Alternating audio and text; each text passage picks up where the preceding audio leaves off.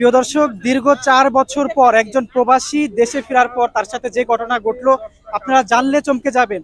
যে দীর্ঘ 4 বছর পর যখন দেশে ফিরলো, এয়ারপোর্ট থেকে যখন বাড়িতে যাওয়ার উদ্দেশ্যে রওনা হলো একজন পরিচিত মানুষের মাধ্যমে, তার সাথে গাড়িতে উঠেছিল এই মোহাম্মদ টিপু নামে একজন ব্যক্তি।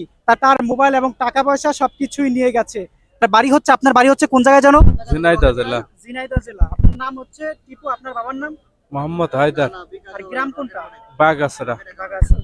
ঘটনাটি ঘটেছিল এমন ভাবে যে তিনি তার মাল সামান আগেই বাড়িতে পাঠিয়ে দেয় এবং সে দেশে ফেরার পর একাই বাড়িতে যেতে চেয়েছিল।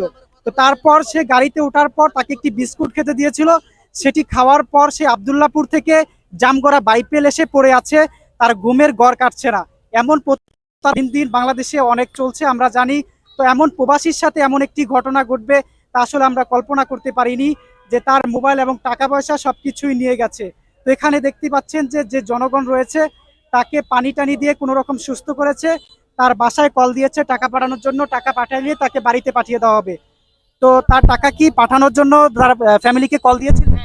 হ্যাঁ, ওনার আম্মার সাথে ফোনে কথা বলছে। ওনার আম্মা রকেটে টাকা পাঠাবো, টাকা টাকা বলে টাকা দেশে গাড়ি ভাড়া গ্রামে যাবো। তারপর তাকে গাড়িতে উঠিয়ে দিবেন। যাক দর্শক, তার অবস্থা বেশি ভালো না, তাই তার সাথে বেশি কথা বললাম না। আপনারা ভিডিওটি শেয়ার করে দিবেন যেন এই ভিডিওটি সবাই দেখতে পারে এবং সতর্ক হতে পারে। সবাই ভালো থাকবেন, আল্লাহ হাফেজ।